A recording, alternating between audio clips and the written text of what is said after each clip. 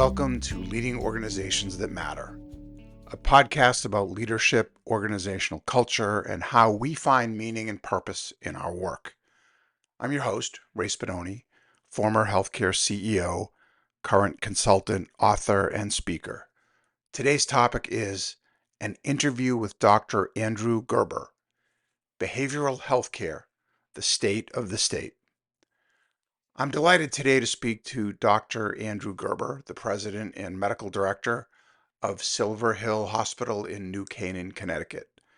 Dr. Gerber is an accomplished and very highly regarded leader in the field of behavioral health care, leading a hospital that offers inpatient, residential, and outpatient levels of care, along with various programs around nursing research and education.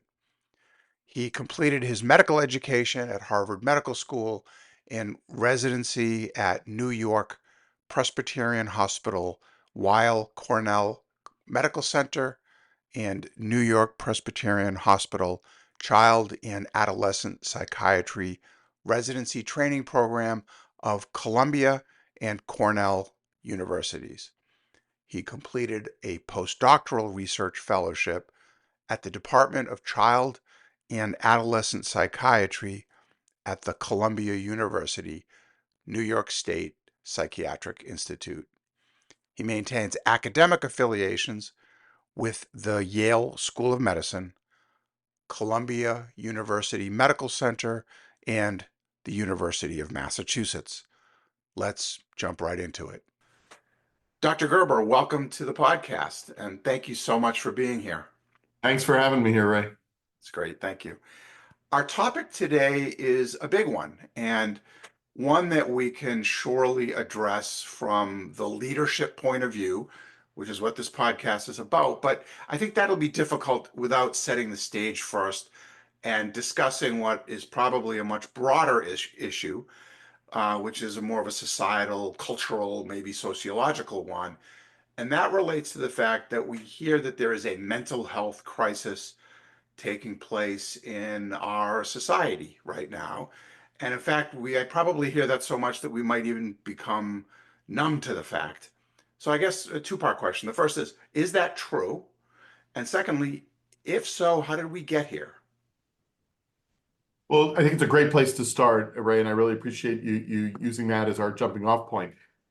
I have mixed feelings when I hear people say there's a mental health crisis. On the one hand, I welcome the attention that people are increasingly giving to the fact that mental health is important and that there are things we can be doing as a society and as people to improve the mental health of ourselves and each other. So when the crisis is used in the name of decreasing stigma and bringing attention to a crucial area, I'm very happy. Where I'm less happy about the use of the word crisis is when it sounds like it's brand new and that this therefore is something that we need to find a recent or proximal cause, meaning it's all about COVID or it's all about social media. Again, not to suggest those aren't two important contributors to mental health difficulties, but the notion that this mental health crisis is somehow something brand new that just happened in the last few years, to me, is misleading. And the other reason that I get sometimes concerned is because we have a habit in our culture, and I don't want this to be one more example of it, to have a crisis du jour. That is, it's the crisis for now in 2024, and in 2025, we'll have something different. In 2026, we'll have something different, and then mental health crisis will be passé.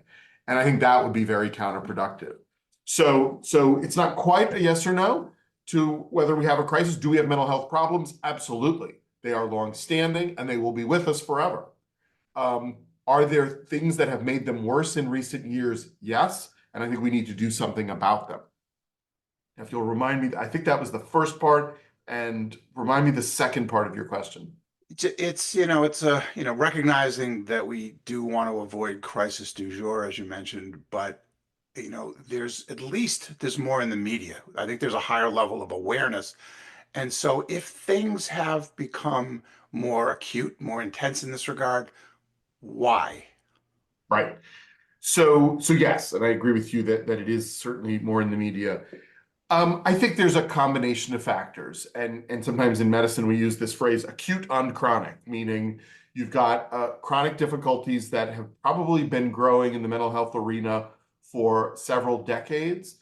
There's data that goes back at least into the 1950s about various changes within our society and particularly our culture around how we raise children and young people that I think there is good data to support the idea that this has contributed to a steady rise in distress and stress on young people in particular.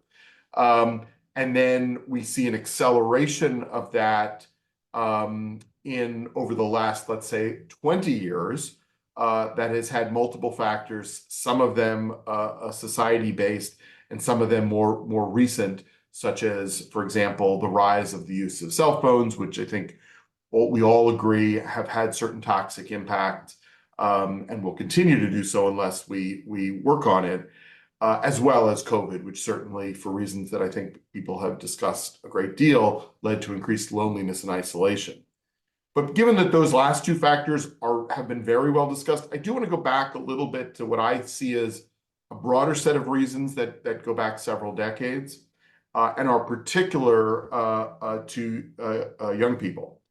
I think the role of parenting and the way we treat young people in our society has changed over the course of these last 50 to 70 years. We are increasingly treating children, as fragile and needing to be protected from all of the challenges of the world.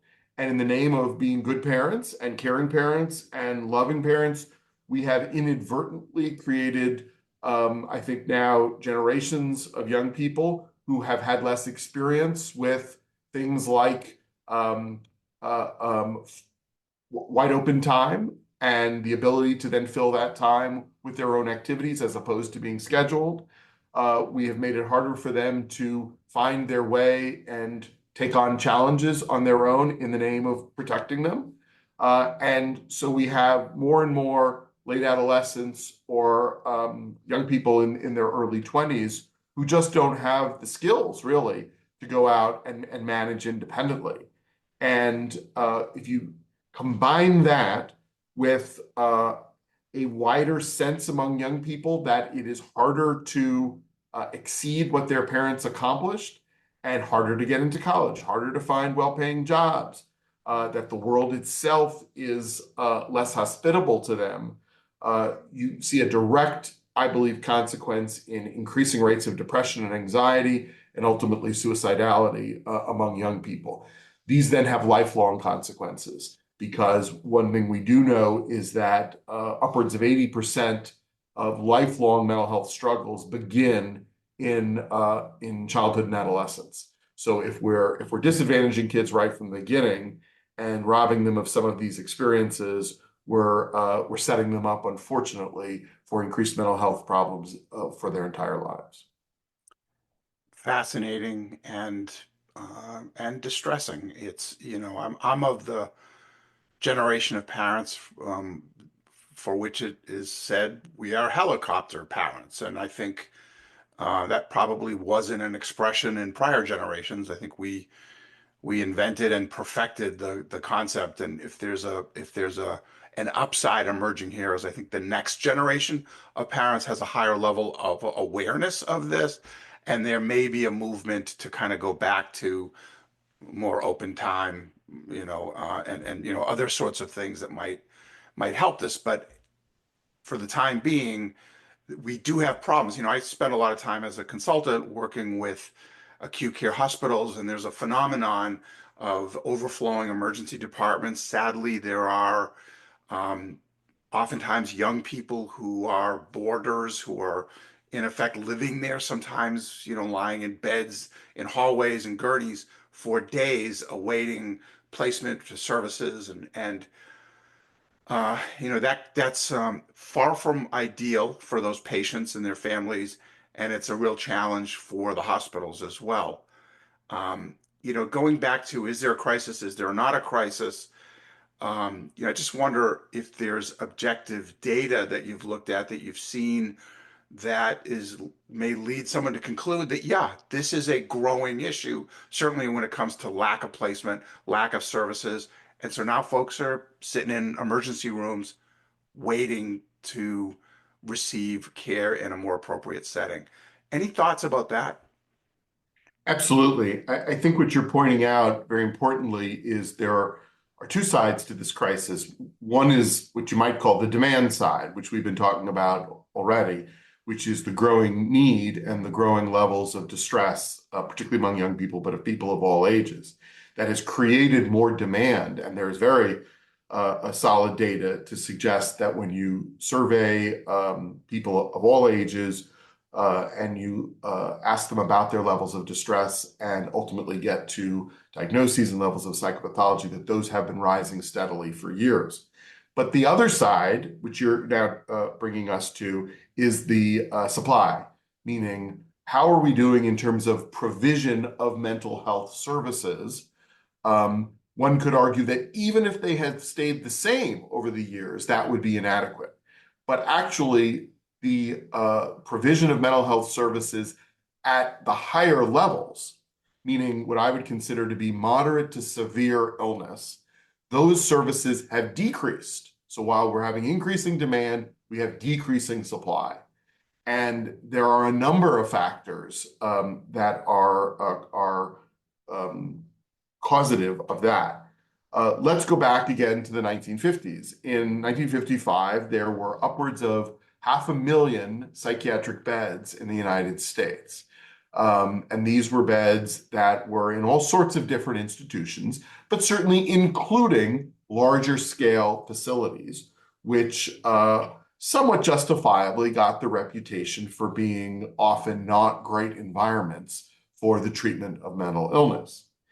And then you had a period of time starting in the 1960s, but really carrying all the way through the 1990s, where there was a drastic decrease in the number of psychiatric beds in this country, to the point that now we have, at least at the state level, something like a tenth of the number of beds that we had in this country in the 1950s, closer to 50,000 than 500,000. And that was principally driven by decreased state spending on high acuity mental health. The wish and really the PR for what was called deinstitutionalization was, we have better treatment now. We don't need those beds because we have new medications and we have a move to community mental health. And the Community Mental Health Act, the 1960s, was really a very exciting and optimistic time. However, there were two big problems to that. One is that the new treatments, the medication and the outpatient services, were not as effective as everybody hoped they would be. They were somewhat effective. We're very glad to have those. But particularly in the case of more severe illness, meaning people with chronic severe psychiatric illness, including psychotic disorders, including very severe depression or bipolar disorder, including very severe trauma disorders, all of those disorders were not fully treated by the newer medications and the community systems. And the second was that while money was withdrawn from these state facilities, an equal amount of money was not put in to the community mental health systems that were set up. The states generally got out of the business and expected the federal government to step in. The federal government did not fund the Community Mental Health Act at the levels that were originally projected. And then in some ways, the coup de grace to this whole problem was the rise of managed care after the failure of the Clinton health plan in the early 90s, when we saw managed care really say, hey, we are going to stem these increasing healthcare costs in this country by building a system that really takes the control out of the hands of the providers, and for all sorts of very understandable reasons, says we're going to have to make these decisions at a higher level. The problem, though, with that, particularly when it comes to mental health, is that the stigma And the uncertainty around proper mental health treatment has meant that while there's been a lot of open discussion around how much we should be paying for cancer treatments and for orthopedic treatments and for cardiac difficulties, the transparency and the conversation around adequate treatment of mental health has been much more limited. And that has led to what I would call a crisis in parity, meaning that virtually all of the payers, government as well as private commercial payers, have obstacles in place for getting adequate reimbursement of mental health services that just do not exist in the same way for physical health. And so when we then ask the question, why are those young people lying in gurneys for days, if not weeks on end in emergency rooms? Because there are no psychiatric beds in this country, we have to ask, well, why are there no psychiatric or not enough psychiatric beds? And to me, there's a very simple answer to that, that the reimbursement from the payers is inadequate. There is no health system in this country that is incentivized to open more beds, psychiatric beds, because they lose money. And like it or not, we live in a capitalist society where these hospital systems are businesses. And if they lose money on every psychiatric bed, their job is to keep the number of those beds down to a minimum. And that's the crisis we have now. I was working within the payer side, the managed care industry, back when the carve out happened and there was a split between payment for uh, behavioral health services and all other medical, benefits. And so some look back at that splitting, that bifurcation as the beginning of what you're describing, and I like that term, a crisis in parity. But um, I wonder if the splitting of that, because we're complicated machines, and it's hard to split us into different components ourselves. Everything's connected, but did that create more levers for payers to begin the process of what you're describing? Yeah. I think that's right, and you certainly have more expertise in that than I do, but that is my sense that that's where the problem really started to get worse. I don't think it's unfixable, though. I mean, obviously there is some temptation to say we have to change the entire system, but barring that, I do think that transparency goes a long way to fixing this.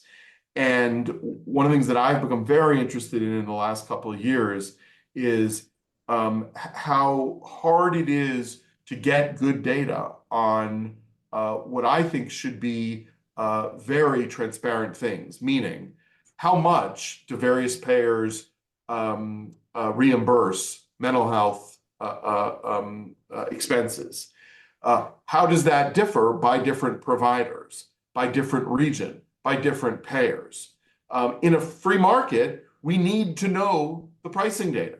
We also need to know the cost data. How much does it cost an individual hospital to provide a given set of services? I'm not an economist, but my impression is that in any industry, if you obscured all of the price data and you obscured all the cost data, it would be very hard for the free market to function well. And a famous economist I heard once said that the problem with our healthcare system is it's both the worst of the free market and it's the worst of the government-controlled market at the same time. If we were just one or the other, it would be better off. Leave it But to us. it's a bad combination. Right. Wow. Well, I may circle back, to the point, particularly around transparency, and I think that's where a lot of solutions begin. It seems, but we talked a bit about the sort of the more acute and the severe side, and the issue in emergency rooms, but I also spend a lot of time working with primary care practices and physicians in general, certainly primary care doctors, no question, but physicians in general are facing a lot of challenges today. There's a lot of burnout. There's a growing and I think sort of alarming amount of concern that's been rising up around shortages in certain specialties, and certainly among primary care doctors. They're under a lot of strain. Some of that's payer caused and so forth. But I hear a lot about primary care practices. Physicians want to get their patients the services that they need, and sometimes that kind of leans into some of the issues we're talking about, and wanting to get placement, wanting to get services. And there's been a call for the primary care doctors to treat more of this themselves. And some physicians are more comfortable than that with others. I know that there are a lot of people wearing suits that are very much concerned about productivity and getting as many patients seen as possible and reducing waiting lists for primary care doctors.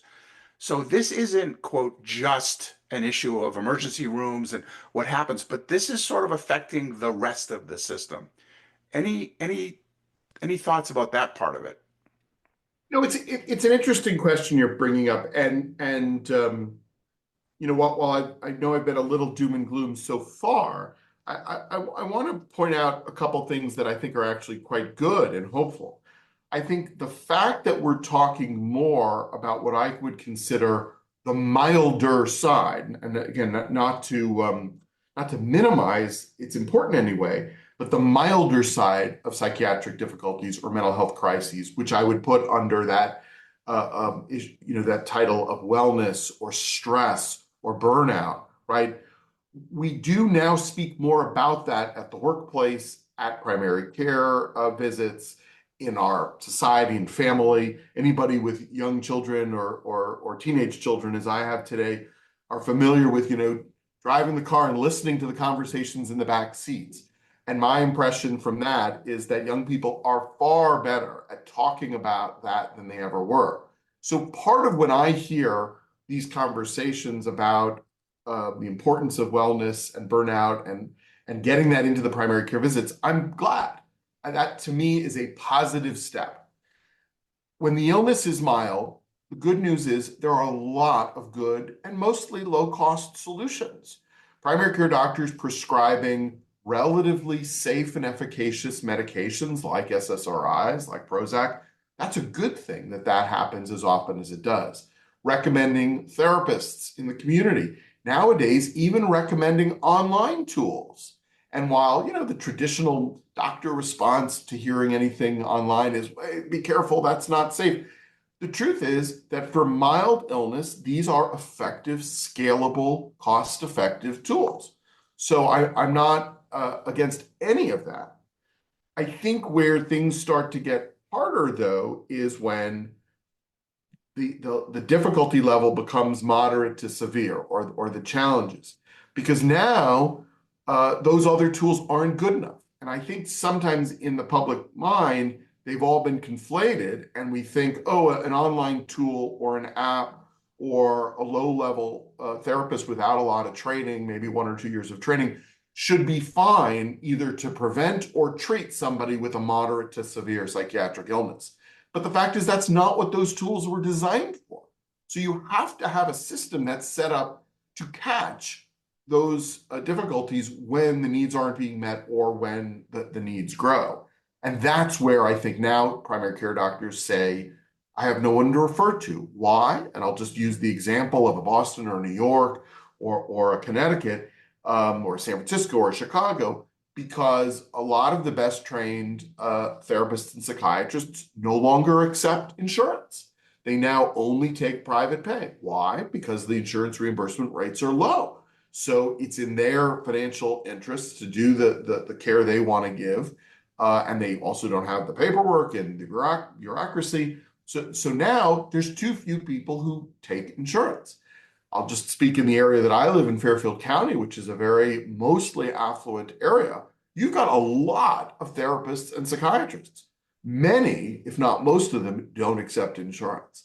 And that's not right. That's not what our country and our system was built around. But it is, I believe, a product of the failure of adequate reimbursement rates for the treatment of moderate to severe illness.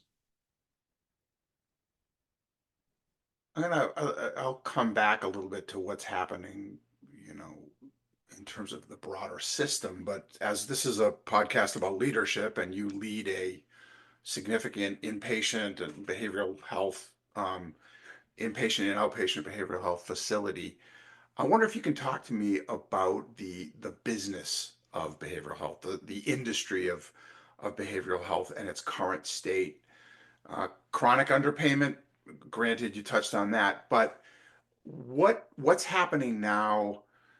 Key trends. Where do you see the future going for the broader industry and for institutions such as yours?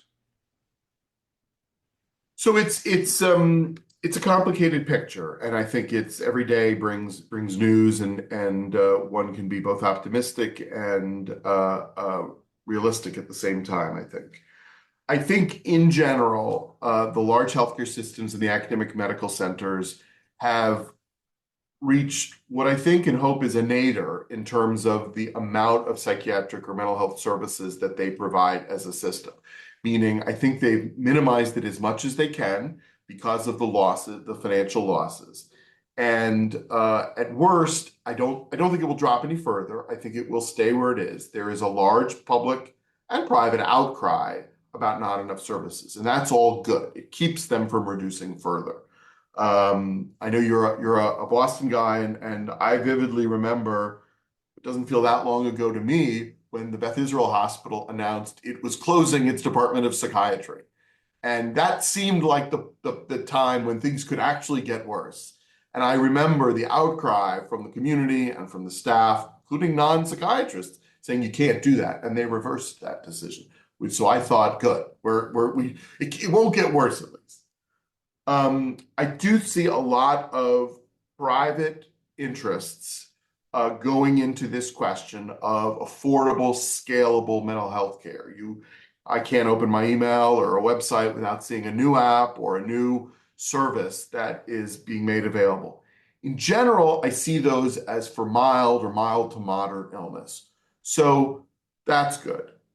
I think the question, though, is who's going to fill that space? Who's going to fill that need for the more severe treatments? That is the inpatient units, the residential programs, or what might sometimes are called intermediate levels of care, the higher acuity services, outpatient or residential, that are meeting the needs for folks for whom the classic outpatient treatment is not sufficient.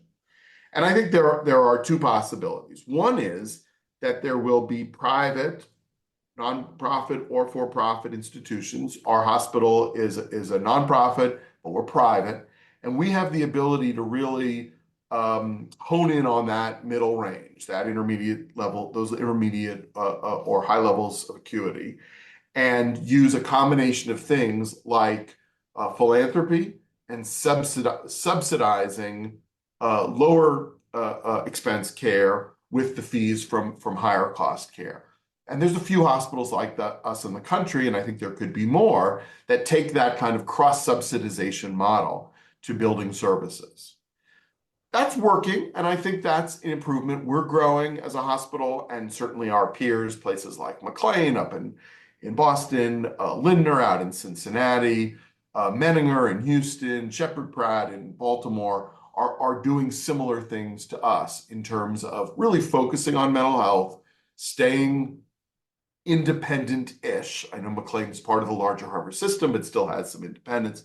The others are mostly independent systems, and I think growing in a limited way.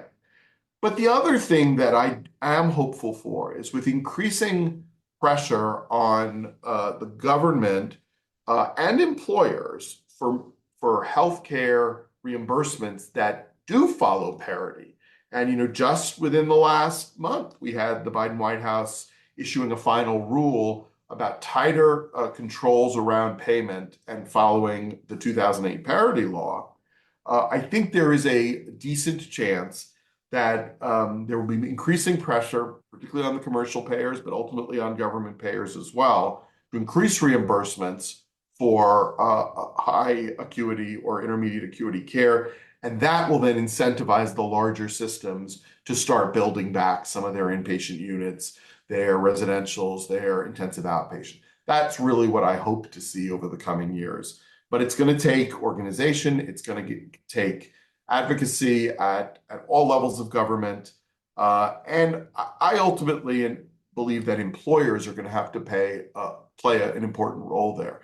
Because if the CEOs and CHROs of, I'm talking about leadership, of large companies say, part of the way I'm going to attract and retain workers is by getting them better mental health benefits, not just for them, by the way, but for their whole families. And that they value that not just from ethical grounds, but from productivity grounds, because employees who have good mental health care and whose families have good mental health care, and which of us doesn't have a family member who's needed some more mental health care? It's everybody. That the employers are then going to drive this, and the insurance companies are really going to follow the employer's lead. That's my hope, and I guess the coming years we'll see if that happens. You mentioned, Andrew, attracting workers more broadly, and the availability of this as a benefit to help do so. But the most fundamental, basic building block of the industry you're in has to do with making sure you have enough workers. And I have many clients that are struggling mightily in this way, and that includes therapists, whether psychiatrists, psychologists, social workers, and so forth, just to meet the need. And that has been a pretty significant constraint. You mentioned under reimbursement. So obviously there's an economic component to this, but how are things going for you in this regard? And what can we do as a culture to make sure we have enough folks to care for those who need this level of care? No, I think if there's one thing that I've spent the most time working on at my hospital over the last few years, really ever since COVID, it's what you just asked about. It's how do we really create an environment for our workers where they want to come to work, where they feel fulfilled in their jobs, and where they stay? Because being understaffed, having low morale, or having lots of turnover are terrible for everybody. They're terrible for our business. They're terrible for our patients, because our patients rely on stability, and therapists who are engaged and doing well. And they're bad for our workers, because they obviously would like to find a place to go to be well paid and fulfilled and stay. So it's amazing to me, but 5 years ago, I didn't have a CHRO. The director of HR in my hospital reported up to somebody else, at the time the chief financial officer. And I would never couldn't even imagine that now. Now I have we call her a chief people officer, but a chief human resources officer who reports directly to me as the CEO. I think that's crucial, and I think most other not just hospitals, but all businesses have moved in that direction. There isn't a meeting of our leadership team where we don't talk about some issue around morale and engagement among our staff. And obviously, as you mentioned, part of that is to do with compensation and fair either cost of living increases or merit-based raises every year, which we have been doing over the last several years and has been an important piece. Looking at benefits packages, because many of our employees tell us that that's a crucial reason why they either stay or don't stay at a job. And then looking for growth within the organization. The days of people, coming to work and saying, I'm just staying in this job, feel to me to be over. Our employees want to know, what am I learning? What new opportunities am I going to have? What trainings are going to be made available to me? And what's the path within the organization? They expect their managers to be having those conversations with them in a regular fashion.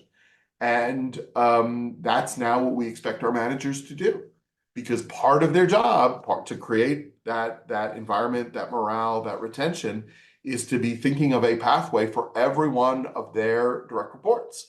And we've seen that as a culture shift over the last several years at our organization. We're hearing from our employees that that's being very helpful.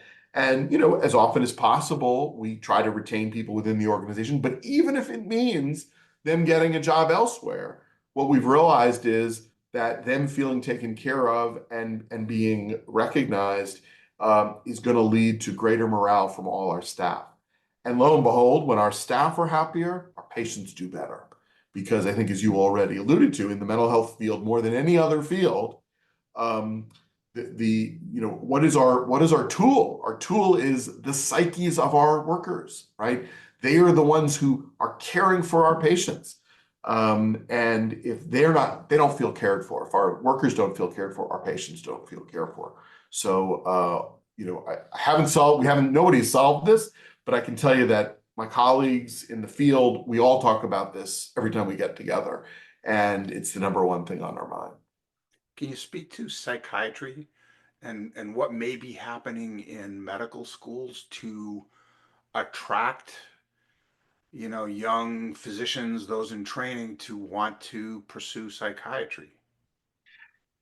The good news there is that the interest in psychiatry is at an all-time high, meaning that medical students who are often very idealistic, as I think we like them to be, um, find psychiatry not just fascinating from an intellectual perspective, because I would argue more so than any other field within healthcare, the rate of new discovery and the rate of learning about the brain and how it works is greater because there's so much still we don't know. It is by far the most complicated organ system in the body.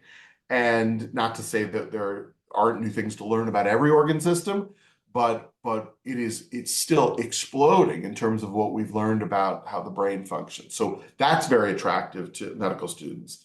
But I think they're also attracted to this notion of how much room there is to help people. I think many illnesses are seen these days as a little bit more cookie cutter, that they have these certain problems and you apply these certain solutions. Not so in psychiatry. There's so much of yourself you put into these treatments. So whenever I meet a new medical student who's interested in psychiatry or a new resident, I'm so impressed by how much they've done and how much they know, and I'm very hopeful for the future. I think the question they often ask is, what kind of job can I have where I can continue to feel fulfilled? And where we don't want them to end up, and we've heard about this in recent years, is as some kind of a machine writing prescriptions every 15 minutes. That's not a good use of all that training. And frankly, it's not good care. So the question then becomes, how do you make the use of psychiatrists cost efficient? If you have them doing psychotherapy that somebody with much less training and less expensive could do, it's probably not the best use of them from an efficiency perspective. So we have a phrase we use in the field a lot now called working to the top of your license. And it's meant as a positive, because what I think psychiatrists offer is a very extensive and broad training. So they can refer to or oversee or supervise therapists and pharmacologists and nurse practitioners and social workers and psychologists. They really can put this all together. So certainly at our hospital, most of our psychiatrists, we have 20 psychiatrists, full-time psychiatrists on staff here, are in a supervisory role, meaning they're leveraging a team, a wonderful multidisciplinary team. And of course, as we know, today that doesn't mean that they're telling people, they're barking orders and telling people what to do. In contrast, they're using their knowledge and leadership skill to bring the best out of everybody and to learn from all the other professionals on their teams and to mentor those individuals. That's the top of the license for me for psychiatry. And the great part is it's not only an efficient use of resources, it's highly fulfilling for psychiatrists. And I hear a lot of job satisfaction from my psychiatrists. Well, that's great. That is a reason to be optimistic. If the interest in psychiatry is grown and if it's highly fulfilling, and yeah, and the nature of the job and what you're treating, and as you said, how much of yourself you put into it, I would imagine is different than other fields that these folks could choose. And that's hopeful. Are there other systemic solutions that you'd like to see implemented more broadly within the behavioral health realm that would be beneficial? Yeah, I mean, the other big one on my mind, and I think it's such a delicate thing, is the appropriate use of technology. And I think psychiatry, probably more so than any other medical field, has had a kind of historic fear or reluctance to use technology. And I think that's a bad idea to just avoid it because A, it's coming, whether people like it or not. But B, and more optimistically, there are so many opportunities I see within the health, within psychiatry and within mental health to leverage technology in positive ways. But it's got to be done in a sophisticated fashion. And if psychiatrists sit back and say, no technology for me or not my problem, you can be sure somebody else is going to come up with a solution that they won't like, right?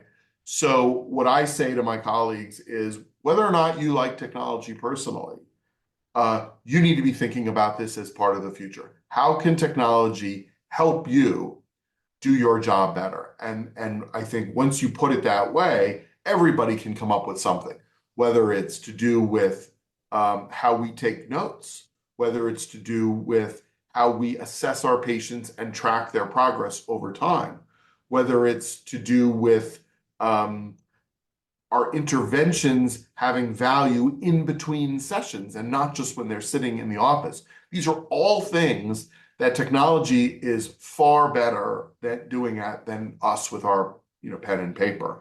And so we have to be part of designing those. So just to give you an example, we have a partnership here at Silver Hill with this amazing startup called Tetricus, which started as an AI company. But from the very beginning, and really because of the vision of their founder, um, it saw itself as being a consultative and helpful to experienced professionals rather than replacing them. And it doesn't mean I can promise every mental health professional that their jobs won't change. No, their jobs will change. But good technology doesn't replace people, it makes them more efficient. And of course, they're going to have to get trained to use it in that way. So I'm very excited about this collaboration. We're starting to change the way we do treatment up here in New Canaan. We're in the process of designing a new outpatient program in New York City that's going to heavily leverage technology for communication and to make our treaters better at their jobs. And I think time will tell. There'll be some trial and error in there for sure, but I hope that this is another area that we see a lot of growth in the field. Well, that's great. Technology and AI in particular, there's so much debate right now on, the threat versus opportunity question. And, some of that is perspective and, some, see the world as a glass that's half full and they probably see the opportunity in it and vice versa. But it is a topic of so much discussion. I'm actually interviewing in a couple of weeks an AI expert who spends all of his time debating that very question and trying to help organizations think that through. It's certainly going to have a major impact on healthcare. Um, Thank you, Andrew. This has been a very, very interesting conversation, and I I predict that this will serve as a good primer for folks who are thinking about behavioral health industry, what's happening. And I truly appreciate your time, and I definitely appreciate your very strong and very present leadership within the field. It makes a big difference, and so I appreciate you spending some time here. If folks want to learn a little bit more about you or your organization, some of the work you're doing and refer to, how can people find you? Best place is on our website, Silver Hill Hospital, or one word.org. And under the staff page, I have a bio under there, but you can learn about all of our services and all the ways that we're trying to be leaders in the field. And I just want to say, Ray, how much I appreciate your work because I think bringing together the business side of healthcare with the vision for what is the best care. That's what's going to make things better for everybody. And that classic idea that somehow business and clinical is at odds is to me an outmoded way of viewing that we're all better working together. And it's been a pleasure working with you and getting to know you. Great. Well, thank you so much. And again, appreciate your time. Thanks for listening. I hope you'll consider leaving a 5-star review on Apple Podcasts or your platform of choice. That'll help others find us here. My mission is to help empower organizations that matter by supporting those who lead them. Feel free to learn more about me and my work at Red Sail Advisors.